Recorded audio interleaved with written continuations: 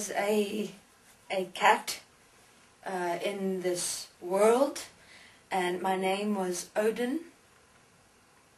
And as you have heard probably, we are beings, we are aware, we experience much more than human beings do actually. We communicate with all the other animals of the world inside ourselves. So even the universe, as with human beings, exists within us as us. So we have interdimensional communication. And that's how we communicate. We communicate interdimensionally. You can say telepathically, but it's not that it's telepathically. It's just that we understand that the universe and existence is within ourselves, and we are responsible for existence as ourselves, and that's exactly what we do. And we're here now to support mankind, and it's what we do. Okay, so forgetfulness. It was asked with the request of me coming through and communicating. Forgetfulness is an interesting phenomena because it's strange.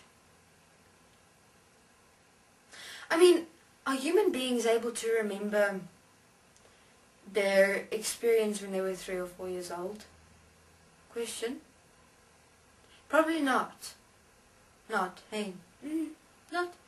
Remember exactly what happened when you were 2 years old, 3 years old, 4 years old, every single day of that year, that you turned 2 until you turned 3? No. People don't. They forget. That is strange, right? And I looked at that, well, I'm looking at it now as I'm speaking to you, is that a mind can only contain so much information. And when you experience something, it becomes a memory. But then your mind becomes too clogged with memory, information, and that memory is required to disappear. So how does memory disappear? They evaporate. They evaporate. So you're asking me probably, how do they evaporate? They evaporate because we're not present as that memory. What holds memories together but us? What holds everything together but us? So you have some memories, maybe in your life. Let's say you have a relationship with your current fiancé. You'll probably remember the first date. You know, the music that played, and then you have your song. Why? Because it is an experience that you use to define yourself by. You require that memory to hold on to because that is part of you. And you require to remember it because it brings forth the experience of love and appreciation, and it's just a nice feeling when you go, oh honey, do you remember how we met? Do you remember that beautiful day, night, evening? The song that played, the words.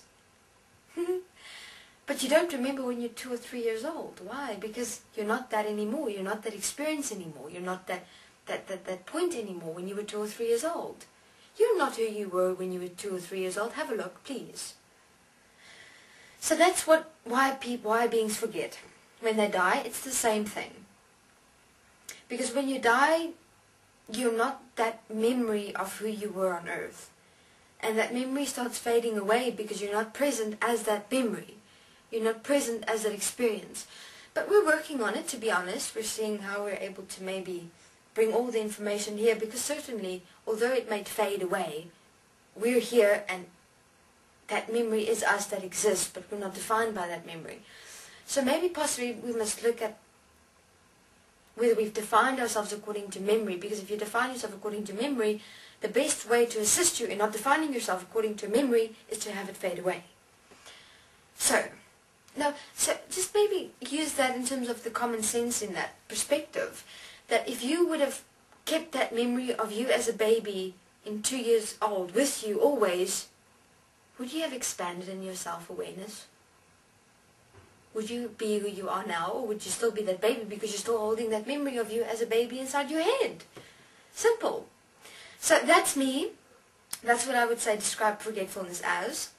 Memories fading away, and your life is but a memory when you die. Seriously, it's really a memory, and you're not as that memory anymore, and that's why it fades away when you die.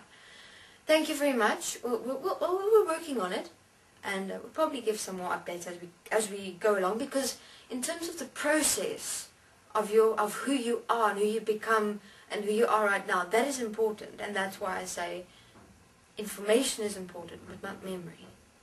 Thank you very much. Okay, bye.